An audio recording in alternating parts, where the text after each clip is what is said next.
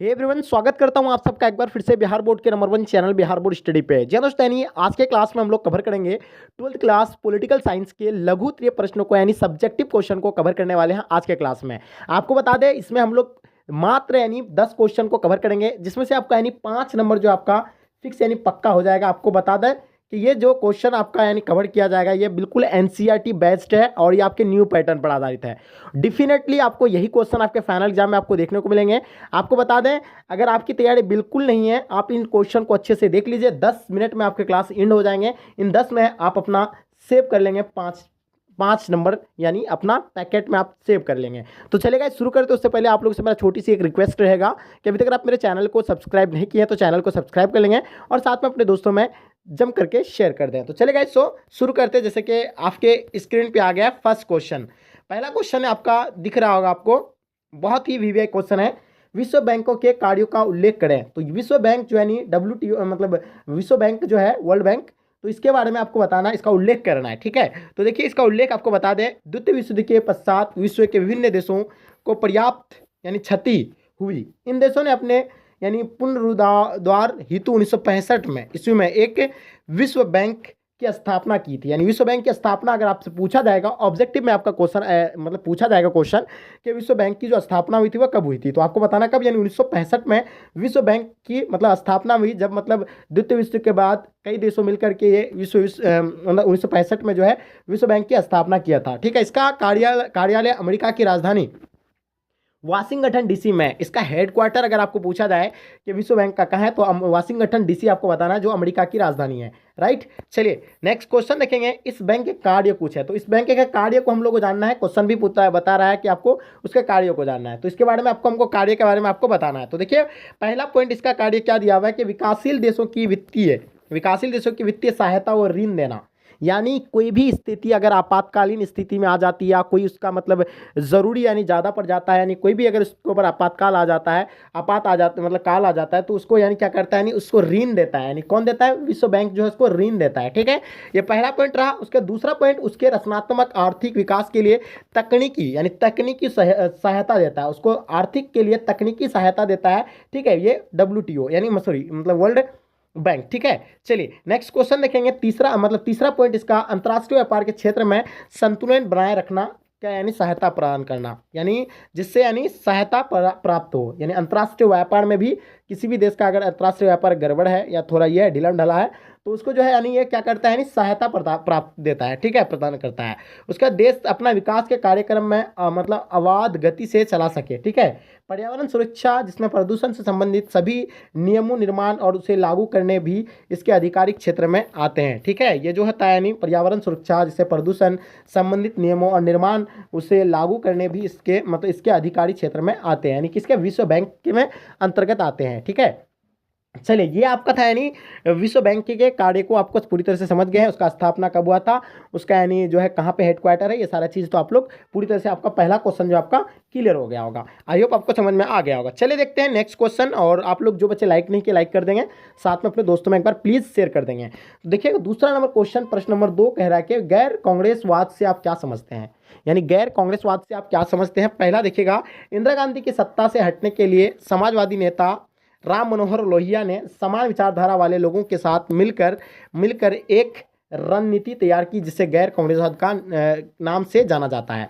देखिए इंदिरा गांधी की सत्ता से हटाने के लिए जो राम मनोहर लोहिया जो है कई विचारधारा के लिए साथ मिलकर एक क्या रणनीति तैयार किया, जिसमें एक गैर कांग्रेसवाद का उसको नाम दिया था। ठीक है, चलिए उसके बाद उन्होंने गैर कांग्रेसवाद के पक्ष में मतलब सैद्धांतिक तर्क देते हुए कहा कि कांग्रेस का शासन औलाकतांत्रिक और गरीब लोगों की हित के खिलाफ है, इसलिए गैर कांग्रेसी दलों का एक साथ आना जरूरी है ताकि गरीबों के हक में लोकतंत्र को वापस लाया जा सके। यानी गैर कांग्रेसवाद का सीधे अर्थ है कि इंदिरा गांधी को यानी सत्ता से हटाने के लिए राम मनोहर लोहिया ने एक मतलब क्या किया, एक गैर कांग्रेसवाद का उसका नाम दिया, यानी एक मतलब पार्टी तैयार किया, और उसके विरोध में वो कह रहा था कि गरीबों के हितों के लिए यानी काम नहीं करते हैं कांग्रेस, और हम लोग जो है एक मतलब गठन करके एक पार्टी तैयार करेंगे जो हम लोग गरीबों के हित के लिए कार्य करेंगे। तो इसको यानी गैर कांग्रेसवाद से आपको ये समझ में आ गया होगा कि गैर कांग्रेसवाद है क्या। ठीक है, तो चलिए फिर हम लोग नेक्स्ट क्वेश्चन देखेंगे, क्षेत्रीय संगठन से किसे कहते हैं। यानी तीसरा नंबर क्वेश्चन देखेंगे आप लोग, क्षेत्रीय संगठन किसे कहते हैं। बहुत ही मेन पॉइंट है, क्वेश्चन देखिएगा आप लोग। देखिए, क्षेत्रीय संगठन किसे कहते हैं, विश्व के अनेक भागों में विविधता की मतलब विविधता के बीच एकता दिखी जा सकती है। जैसे कि आपको पता होगा, अपना भारत में जो है विविधित यानी अनेक धर्म के लोग रहते हैं, लेकिन यहाँ फिर भी हम लोग का एकता देखने को मिलते हैं। कई अनेक भाषाएं बोली जाती है, कई धर्म के लोग पाए जाते हैं, लेकिन फिर भी हम लोग के अंदर यहाँ क्या होता है, एकता और भाईचारा पाया जाता है। तो ये देखिए, क्षेत्र संगठन किसे कहते हैं, तो इसको हम लोग पहले समझते हैं। विश्व के अनेक भागों में विविधता के बीच एकता दिखी जा सकती है। अलग अलग राज्य हो सकते हैं, किंतु उनके समूह भी किसी स्पष्ट आधार पर, जैसे भौगोलिक, सामाजिक, सामरिक, आर्थिक, उसके बाद आपको देखना है आर्थिक, संस्कृति तथा पहचान की जा सकती है। किसी क्षेत्र के राज्यों के साझे हित को हो सकते हैं, जिनकी रक्षा हो संवर्धन के लिए अपना संगठन बना लेते हैं। यूरोपीय संघ, सार्क आदि इसके उदाहरण हैं। तो देखिए, कोई एक संगठन बनाता है जो अपना आर्थिक के लिए, संस्कृति के लिए, समाज के लिए वो एक अपना मतलब एक गठन तैयार कर, एक संगठन बनाता है, संगठन बना लेते हैं। जैसे इसका उदाहरण रहेगा यूरोपीय संघ रहेगा, सार्क रहेगा आदि इसका उदाहरण है। ठीक है, ये इसका क्षेत्रवादी से आप ये सब इसको बताया जाता है। ठीक है, चलिए, चाहे वो अपना मतलब संस्कृति के आधार पर करे या सामाजिक या कुछ भी हो, यानी वो अपना संगठन जो तैयार करता है उसे संगठन बना लेता है, उसी को हम लोग क्या बोलते हैं, यानी क्षेत्र आपका क्या था क्वेश्चन, पहले देख लीजिएगा, क्षेत्र संगठन किसे कहते हैं, यानी क्षेत्र संगठन हो गया आपका। चलिए नेक्स्ट क्वेश्चन देखिएगा, 4 नंबर क्वेश्चन। देखिए, बहुत ही विवेक क्वेश्चन, आपको बता दी, ये सभी जो है बिल्कुल सेलेक्टेड क्वेश्चन है, और आपको बता दें यही क्वेश्चन आपके फाइनल एग्जाम में आपको देखने को मिलेगा। राइट, चलिए, तो देखिए, विश्व व्यापार संगठन क्या है। पहला क्वेश्चन आपका दिया हुआ है कि विश्व व्यापार जो संगठन है ये क्या है। विश्व व्यापार संगठन एक अंतर्राष्ट्रीय संगठन है। क्या है विश्व व्यापार संगठन, एक अंतर्राष्ट्रीय संगठन है। ठीक है, चलिए, उसके बाद देखिए, जो वैश्विक व्यापार के लिए नियम निर्धारित करता है, जो व्यापार के लिए जो विश्व व्यापार मतलब होता है कि अलग मतलब कई देश मिलकर के यानी आपस में यानी व्यापार करते हैं, तो उसको ही विश्व व्यापार कहते हैं, यानी समझे। तो विश्व व्यापार संगठन एक अंतर्राष्ट्रीय संगठन रहा है जो विश्व व्यापार के लिए नियम निर्धारित करता है। जो उसका नियम है व्यापारी करने का नियम किस तरह का, वो नियम एक निर्धारित करता है। इस संगठन की स्थापना जो है 1995 में हुआ था। आपको अगर पूछा जाए कि विश्व व्यापार संगठन की जो स्थापना हुआ था ये कब हुआ था, तो इसका आंसर आपको सीधी देना है कि 1995 में दिया था। ठीक है, उसके बाद देखिएगा, मैं व्यापार तथा सीमा शुल्क पर सामान्य समझौता गेट के उत्तराधिकारी के रूप में हुआ है। यानी गेट को ही हम लोग विश्व व्यापार बोलेंगे। जो गेट का स्थापना 1945 में हुआ था, शायद 1945 से आई थिंक 1945 होगा, बट गेट के जो स्थापना हुई थी बस उसके बाद फिर इसको हटाकर इसका नाम रखा था क्या, विश्व व्यापार रख दिया था, जो 1995 में रहा है। ठीक है, इसका व्यापार तथा सीमा शुल्क पर सामान्य समझौता गेट के उत्तराधिकारी के रूप में हुआ, जो द्वितीय विश्व युद्ध के बाद गठित किया गया था। ठीक है, यानी द्वितीय विश्व युद्ध यानी 1945 में हुआ था, उसके बाद जो है ये गेट की स्थापना हुआ था, जो बताया आपको विश्व व्यापार संगठन। ठीक है, चलिए, उसके बाद देखिएगा कि उत्तराधिकारी के रूप में हुआ था, जो द्वितीय विश्व के बाद गठित किया गया था।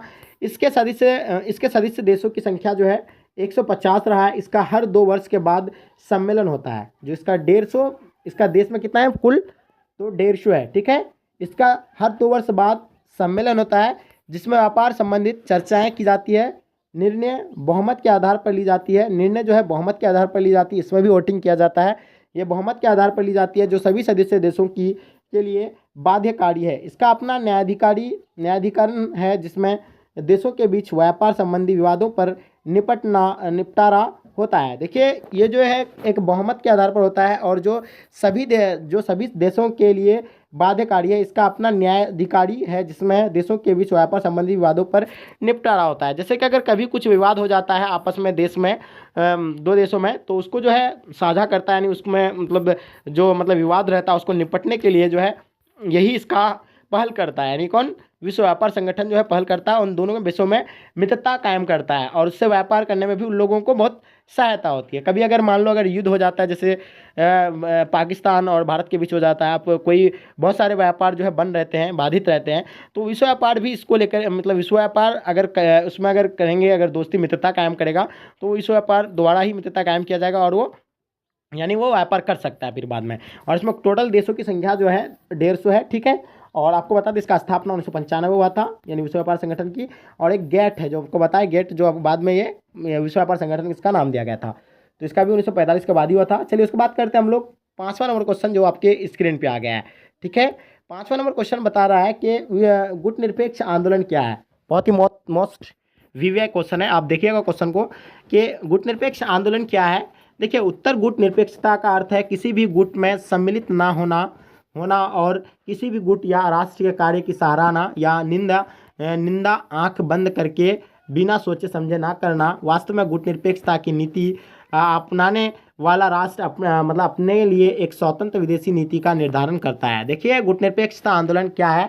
इसका सीधी अर्थ यह है कि गुट में जो सम्मिलित ना होना, किसी भी गुट या राष्ट्र के कार्यों की सराहना या निंदा आंख बंद करके नहीं करना, बिना सोचे समझे ना करना। वास्तव में गुट निरपेक्षता की नीति अपनाने वाला राष्ट्र अपने लिए एक स्वतंत्र विदेश नीति का निर्धारण करता है। ठीक है, गुट निरपेक्षता का अर्थ होता है किसी भी गुट में सम्मिलित ना होना और किसी भी गुट या राष्ट्र के कार्य की सराहना या निंदा आंख बंद करके बिना सोचे समझे ना करना।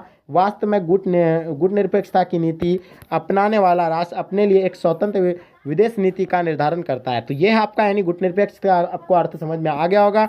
उसके देखते हैं हम लोग वह राष्ट्र अच्छाई या बुराई या उचित अनुचित का निर्णय स्वयं विवेक से करता है। दूसरे विश्व युद्ध के पश्चात विश्व 2 गुटों में विभाजित हो गया था। इसमें एक पश्चिमी देशों का गुट था और दूसरा साम्यवादी देशों का गुट था। ठीक है, दोनों महाशक्तियों ने भारत को अपने पीछे लगाने के लिए काफ़ी प्रयास किए, परंतु भारत ने दोनों ही प्रकार के सैनिकों गुटों से अलग रहने का निश्चय किया। इस कारण ही इस भारत को गुट निरपेक्षता राष्ट्र कहलाता है। यानी मतलब इसका सीधी बात है, गुट निरपेक्षता अर्थ अगर यानी किसी भी जो पार्टी हो या संगठन हो, मतलब जो संगठन तैयार करता है, जो मतलब जैसे 2 गुटों में जैसे द्वितीय विश्व के बाद बढ़ गया था, तो यानी किसी गुट में यानी शामिल नहीं हुआ था, यानी चाहे वो मतलब पश्चिमी में भी हो या पूर्वी, दोनों महाशक्तियों के बीचों में जो है शामिल नहीं होना है, इसी को यानी गुट निरपेक्षता की नीति कहलाता है। और इसका सीधे अर्थ ये होता है कि किसी भी गुट में सम्मिलित ना होना, यानी किसी भी गुट में सम्मिलित ना होना या किसी भी राष्ट्र के कार्य की सराहना या निंदा आंख बंद करके बिना सोचे समझे ना करना, यानी इसी को ही गुट निरपेक्षता आंदोलन कहते हैं। यानी किसी के पक्ष में आकर यानी ना रहना कि सिर्फ जैसे आप 2 गुट है, उन 2 गुटों में आपको अगर शामिल होना है, तो ये इस तरह की मतलब जो इसको बातों को यानी क्या कहेंगे, गुट निरपेक्षता आंदोलन कहेंगे। और इसका सीधी उदाहरण है कि द्वितीय विश्व के बाद यानी किसी भी गुट में शामिल नहीं हुए थे। ठीक है, दोनों महाशक्ति थे, जैसे अमेरिका था, सोवियत संघ था, दोनों में जो है सम्मिलित नहीं हुई थी। इसी को हम लोग सीधी कहेंगे क्या, गुट निरपेक्ष आंदोलन कहेंगे। और यही है गुट निरपेक्ष आंदोलन। तो देखिए, आज आपको हम बहुत इंपॉर्टेंट 5 क्वेश्चन जो हम आपको करवाए हैं, तो आपको बता दें कि इन 5 को अच्छे से आपको नोट कर लेना चाहिए और अच्छे से आप रिपीट कर लीजिए। फिर से आप दोबारा वीडियो को देख लीजिए। आपको बता दें, आपका 5 नंबर कहीं नहीं जाने वाला है, बिल्कुल 100% पक्का आपका आना ही है। ठीक है, तो आई होप आज का क्लास आपको पसंद आएगा। पसंद आया तो एक लाइक करके जम करके अपने दोस्तों में शेयर कर देंगे। आपके लिए हम इतना स्ट्रगल करते तो मेरे लिए आप इतना जरूर कर सकते हैं। जब तक के लिए जय हिंद, जय भारत।